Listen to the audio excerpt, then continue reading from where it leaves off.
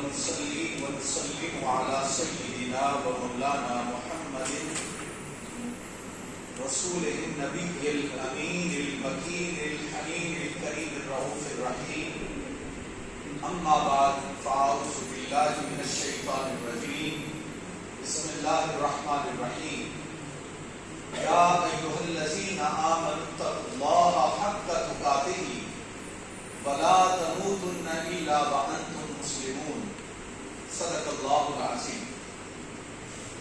معزز و محترم جناب پیر علی رضا بخاری صاحب، His Excellency Mr. نذیر حسین صاحب، پروفیسر رضا حمدانی صاحب، جناب ڈاکٹر سجاد احمد صاحب، جناب ڈاکٹر رضوان صاحب، ڈینز، ڈائریکٹرز، فیکلٹی، طلباء و طالبات، السلام علیکم ورحمۃ اللہ وبرکاتہ.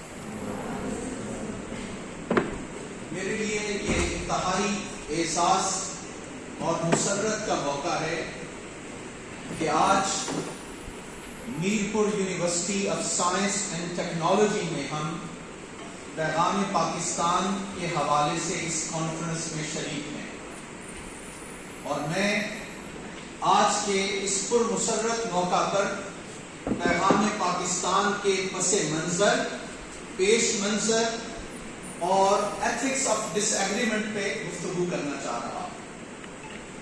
جیسے محترم بھائی ڈاکٹر سجاد احمد صاحب نے وضاحت کی کہ پیغام Pakistan Islamic republic of Pakistan کا قومی بیانیہ ہے، اور مجھے یہ بات کہنے میں کوئی تعمل نہیں کہ پیغام پاکستان صرف پاکستان کا قومی بیانیہ نہیں بلکہ عالم اسلام کا انتہا پسندی، دہشت گردی کے خلاف ایک نیریٹو ہے، اور یہ صرف پاکستان تک محدود نہیں، جہاں جہاں بھی عالم اسلام پر عمل کرنے والے مسلمان ہیں یہ ان سب کی متفقہ آواز ہے. اب میں اس حوالے سے ایک بات یہ عرض کرنا چاہوں گا کہ سب سے اہم جو فوکس ہے پیغام پاکستان میں، اور ہم طلباء و طالبات کے اس اجتماع میں موجود ہیں، تو میں سمجھتا ہوں کہ empowering youth is basically empowering Muslim Ummah. اگر یوتھ ہماری empower ہو جائے، ان کی کیپیسٹی بلڈنگ ہو جائے، ان کی ٹریننگ ہو جائے، تو ایک بڑا ہی اہم کردار نوجوان ادا کر سکتے ہیں، خواہ وہ طلباء ہوں یا طالبات ہوں. ابن خلدون نے اپنے مقدمہ میں ایک بڑی اہم بات کی. وہ کہتے ہیں کہ قومیں اس وقت تباہ ہوتی ہیں جب نوجوان نسل مایوس ہو جائے. آج بدقسمتی سے پاکستان میں، آزاد کشمیر میں، پورے عالم اسلام میں اجتماعی طور پر امت مسلمہ اور نوجوان نسل مایوس نظر آتی. اس وقت وہ ڈسٹرکشن کے راستے کی طرف بڑھ رہی ہے. اس تباہی کے راستے سے انہیں کنسٹرکشن، تعمیر، ترقی، خوشحالی کی طرف کیسے لایا جا سکتا ہے. پیغام پاکستان وہ پیغام ہے جس پر تمام مکاتب فکر کے علماء ان سب نے دستخط کیے، یونیورسٹی کے اساتذہ نے دستخط کیے، پاکستان کے جید علماء اور مفتیان کرام نے اس پر دستخط کیے، اور پھر صدر پاکستان، وزیر اعظم پاکستان اور چیف جسٹس آف پاکستان کی موجودگی میں یہ ڈاکومنٹ ایوان صدر سے جاری ہوا 16 جنوری 2018 کو. اب پیغام پاکستان ہے کیا چیز؟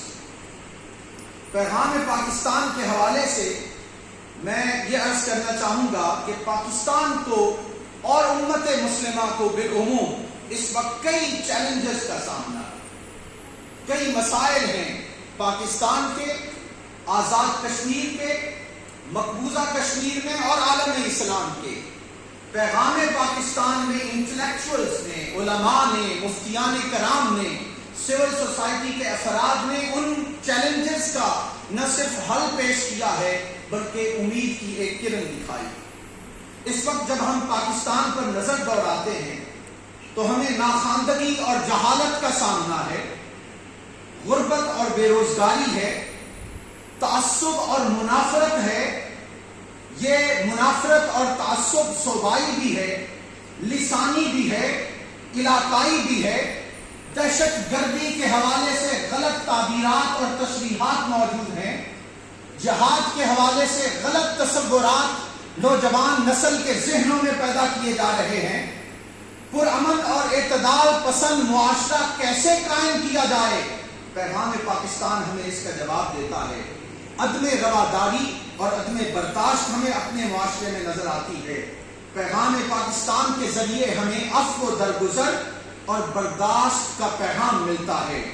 اس کے اندر فرقہ واریت اور منافرت کی نفی کی گئی ہے، کیونکہ قرآن پاک کی یہ بنیادی تعلیم ہے کہ وَاعْتَصِمُوا بِحَبْلِ اللَّهِ جَمِيعًا وَلَا تَفَرَّقُوا. جو آیہ کریمہ میں نے تلاوت کی، اس میں اللہ رب العزت نے اہل ایمان کو ایک پیغام دیا ہے. وہ پیغام کیا ہے؟ یا ایھا الذین آمنوا اتقوا اللہ حق تقاتہ ولا تموتن الا وانتم مسلمون. اے اہل ایمان، اللہ سے ڈرتے رہو جیسے ڈرنے کا حق ہے، اور مت مرنا مگر اسلام کی حالت میں اور ایمان کی حالت میں. بدقسمتی کہ آج ہم مختلف فرقوں میں بٹ چکے ہیں، اور اقبال نے ہمیں یہ پیغام دیا تھا کہ منفعت ایک ہے اس قوم کی، نقصان بھی ایک ہی سب کا نبی، دین بھی ایمان بھی ایک، حرم پاک بھی اللہ بھی قرآن بھی ایک، کچھ بڑی بات تھی ہوتے جو مسلمان. آج مسلمانوں کو یکجا ہونے کی ضرورت ہے.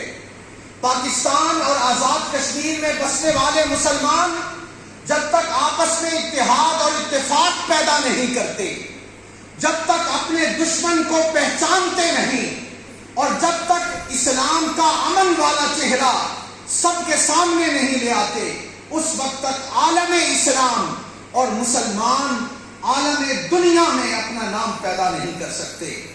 دین اسلام کا ویژن کیا ہے، اس کو سمجھنے کی ضرورت ہے، اور پیغام پاکستان نے دین اسلام کے ویژن کو اجاگر کیا ہے. طلباء و طالبات، عزیز حاضرین گرامی قدر، پیغام پاکستان قرآن و سنت کی بنیاد پر بنایا گیا. یہ آئین پاکستان کی روشنی میں تیار کیا گیا. پیغام پاکستان محبت اور مودت کا درس دیتا ہے. پیغام پاکستان امن اور سلامتی کی بات کرتا ہے. پیغام پاکستان ادب و احترام کی تعلیم دیتا ہے. پیغام پاکستان علم و معرفت کی بات کرتا ہے. پیغام پاکستان خدمت و فتوحت کی بات کرتا ہے. پیغام پاکستان عالم اسلام اور عالم دنیا میں اخوت اور بھائی چارے کی بات کرتا ہے. اور آج ہمارے لیے پیغام یہی ہے کہ ہم بہت سا نقصان کر بیٹھے، بہت سی مایوسیاں پھیل چکی.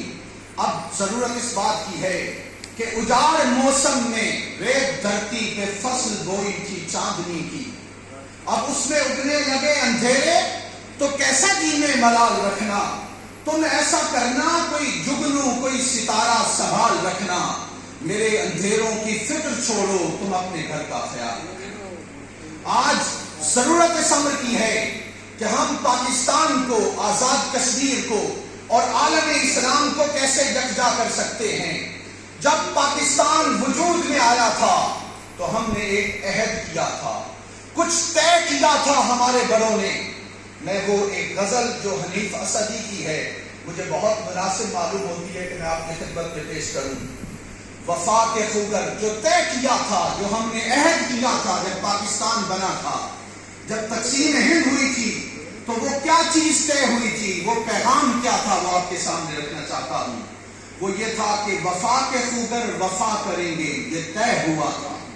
یا میرے ساتھ پڑھیں گے، وفا کے خوگر وفا کریں گے یہ طے ہوا تھا.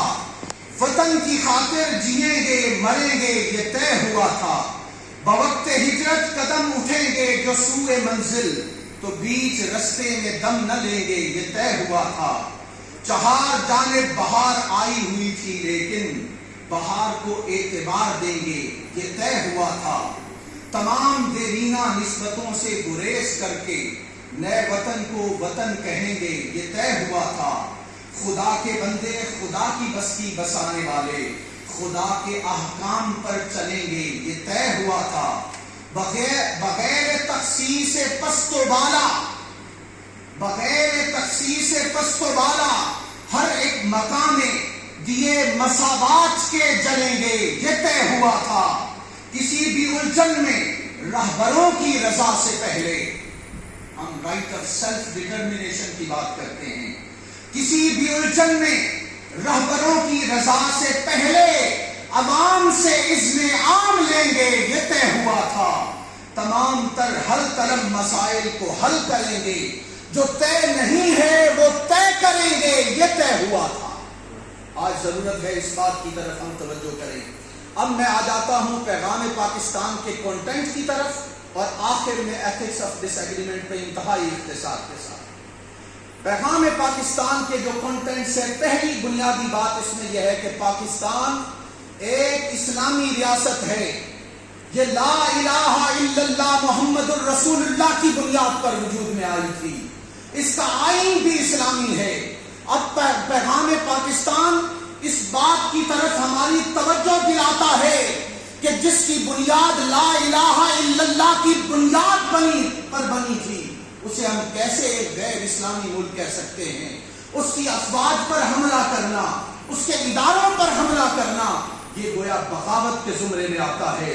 پاکستان کی یونیورسٹیاں آج، اور عالم اسلام کی یونیورسٹیاں، اور آزاد کشمیر کی یونیورسٹیاں، میں یہ بات کرنا چاہوں گا کہ ہمارے یہ جامعات، یہ ہماری یونیورسٹیاں، یہ ہماری درسگاہیں، یہ ہمارے مدارس، یہ تعلیم و تربیت کے لیے وجود میں آئے تھے، تخریب کے لیے نہیں، فساد کے لیے نہیں، نفرت کے فروغ کے لیے نہیں، امن، مساوات اور محبت بانٹنے کے لیے وجود میں آئے تھے۔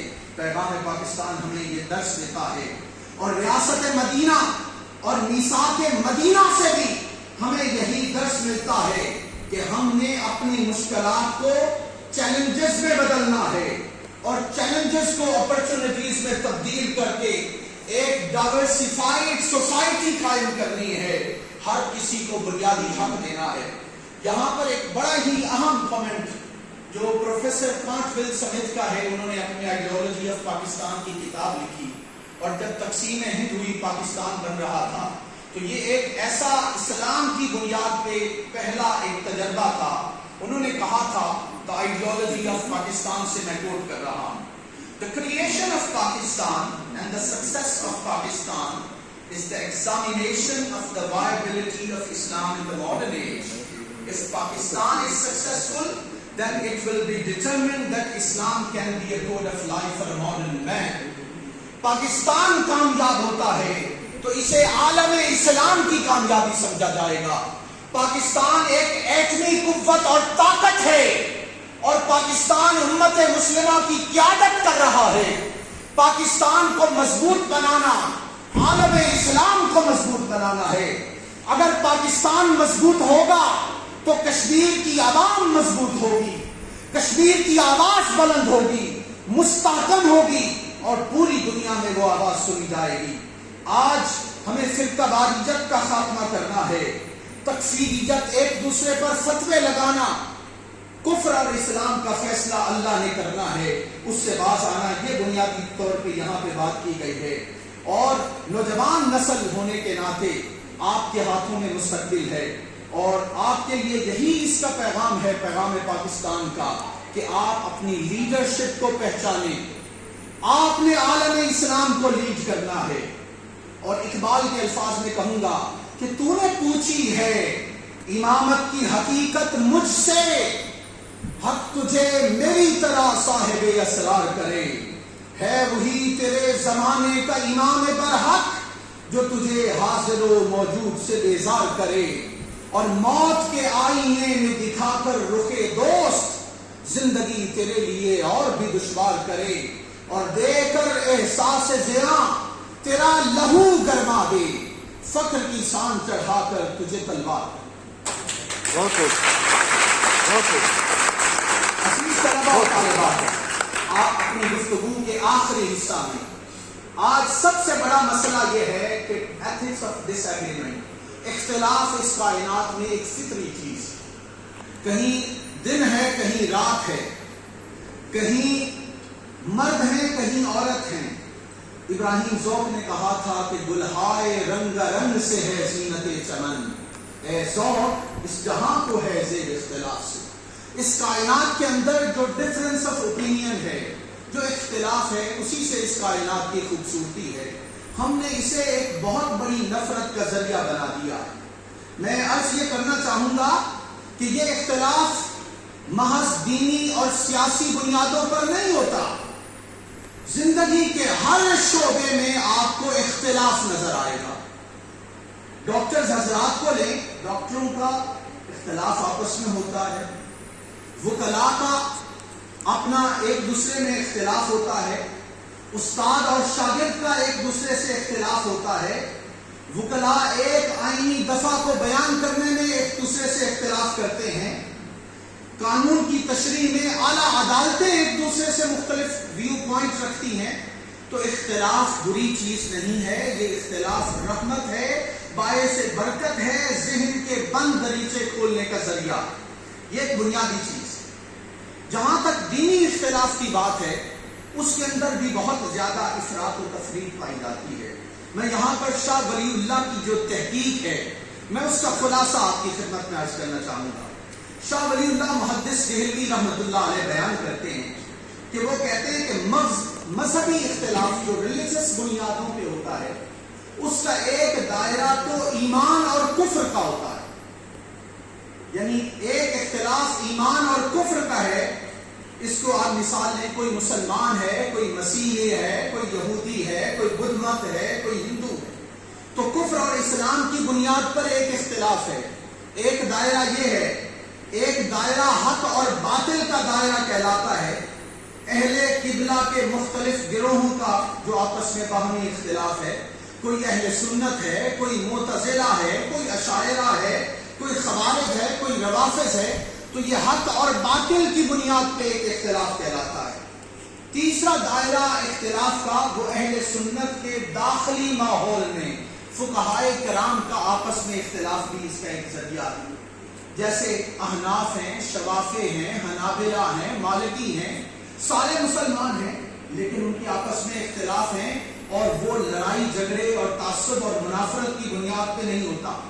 یاد رکھیے، اختلاف بری چیز نہیں ہے، وہ اختلاف برا ہے جو ضد کی بنیاد پہ ہو، جو تعصب کی بنیاد پر ہو، جو انا کی وجہ سے اختلاف کیا جائے، وہ کنڈیمیبل ہے، اس کی ممانعت ہے، باقی اختلاف برا نہیں۔ اسی طرح چیزوں میں اولا اور غیر اولا، کون سی چیز بہتر ہے، کون سی کم درجے کی ہے، اختلاف کا ایک درجہ ہے۔ اسی طرح عقائد کی تعبیرات کے حوالے سے اختلاف کا ایک درجہ ہے۔ یاد رکھیے، اختلاف اسلام کی روح میں پایا جاتا ہے، اور اسلام نے ہمیں جو تعلیم دی ہے وہ مشاورت پر ہے، جمہوریت پر ہے، تحمل اور خندہ پیشانی کے حوالے سے ہے۔ ایک دوسرے کے موقف کو قوت برداشت سے سننے کی ضرورت ہے۔ آئیے تاریخ اسلام سے دو تین مثالیں دے کے اجازت چاہوں گا۔ غزوہ احد کے موقع پر حضور علیہ الصلوۃ والسلام نے اپنی رائے کے برعکس صحابہ کرام کی رائے کے مطابق مدینہ کی حدود سے باہر جا کر جنگ لڑنے کا فیصلہ کیا تھا۔ یہ نبی اکرم صلی اللہ علیہ وآلہ وسلم کی اپنی اوپینین نہیں تھی، لیکن دوسروں کی اوپینین کو اہمیت دی۔ یہ حضور علیہ الصلوۃ والسلام کی سنت سے ثابت ہے۔ پھر ایک اور تاریخ عالم کا ایک انتہائی اہم واقعہ، حضرت بریرہ اور حضرت مغیث کی آپس میں لڑائی ہے۔ دونوں میاں بیوی تھے، جھگڑا ہو گیا۔ حضرت مغیث کو اپنی بیوی سے بڑی محبت تھی، اور بیوی ساتھ نہیں رہنا چاہتی تھی۔ حضور علیہ السلام کی بارگاہ میں پیش ہوئے اور عرض کرنے لگے، یا رسول اللہ میری سفارش کر دیجیے۔ اب حدیث پاک کے الفاظ ہیں، ان مغیثا کان عبدا، مغیث ایک غلام تھے، انہوں نے رسول اللہ صلی اللہ علیہ وآلہ وسلم سے کہا، اشفع لی یا رسول اللہ صلی اللہ علیہ وآلہ وسلم، میری سفارش کر دیجیے۔ تو حضور علیہ السلام نے فرمایا، یا بریرہ اتق اللہ فإنہ زوجک وزوجک ابو ولدک، اے بریرہ یہ مغیث بیچارہ تمہارا شوہر ہے اور تمہارے بیٹے کا باپ ہے، اس کے ساتھ نباہ کر لے۔ حضرت بریرہ نے کہا، یا رسول اللہ یہ آپ کا حکم ہے؟ یا آپ اس کو سفارش کر رہے ہیں؟ فرمایا میں حکم تم پہ نافذ نہیں کرتا، بس سفارش کر رہا ہوں۔ فرمایا یا رسول اللہ میں اس کے ساتھ نہیں رہنا چاہتی۔ اختلاف رائے تھا، حضور علیہ السلام نے کہا کہ اگر تم اس سے اتفاق نہیں کرتی تو میں تمہیں مجبور نہیں کرتا۔ اب الفاظ غور کیجئے جو حضرت ابن عباس سے حضور علیہ السلام نے فرمایا، کہا الا تعجب من حب مغیث بریرہ وبغضها ایجاہا۔ حضور علیہ السلام نے فرمایا اے ابن عباس، اے حضرت عباس میرے چچا، دیکھیے مغیث کو بریرہ سے محبت کتنی ہے اور بریرہ کو مغیث سے نفرت کتنی ہے، دونوں میں علیحدگی کروا۔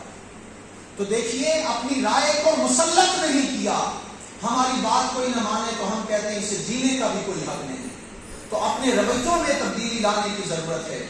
دو طرح کے احکام شریعت ہیں، کچھ چیزیں جو ہیں وہ تو اسٹیبلشڈ ہیں، جیسے بنیادی اور اساسی نوعیت کے ہمارے عقائد ہیں، اسی طرح ارکان ایمان اور ارکان اسلام، اس میں اختلاف نہیں ہو سکتا، لیکن دوسری انٹرپریٹیشن کی بہت ساری چیزیں ہیں، تعبیر تشریح مختلف ہو سکتی ہے، اس کی کنوٹیشن مختلف ہو سکتی ہے، لوگ مختلف انداز میں سوچ سکتے ہیں۔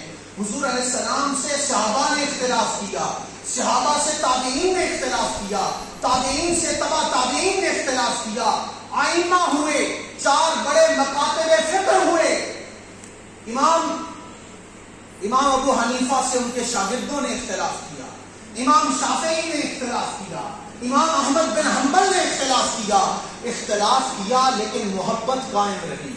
اس کی ایک مثال آپ کے سامنے رکھنا چاہتا ہوں۔ ایک مثال یہ کہ امام شافعی کی تحقیق یہ تھی کہ رفع یدین کرنا ہے، نماز کے اندر جو ہم ہاتھ اٹھاتے ہیں رفع یدین کرنا، یہ ان کی تحقیق تھی۔ جب وہ امام ابو حنیفہ کے مزار پہ جاتے ہیں اور وہاں جا کے نماز کا وقت آتا ہے، امام شافعی نے اپنی تحقیق پر عمل نہیں کیا، رفع یدین نہیں کیا۔ ساتھ آپ کے شاگرد تھے، انہوں نے کہا حضرت آپ کی تو تحقیق یہ ہے کہ رفع یدین کرنا ہے، کہا اتنے بڑے امام کے پاس آیا ہوں، مجھے اپنی تحقیق پر عمل کرنے میں شرم محسوس۔ تو دیکھیے ڈفرینس آف اوپینین اور ایک دوسرے کا عزت و احترام کیسے باقی رکھا جا سکتا ہے۔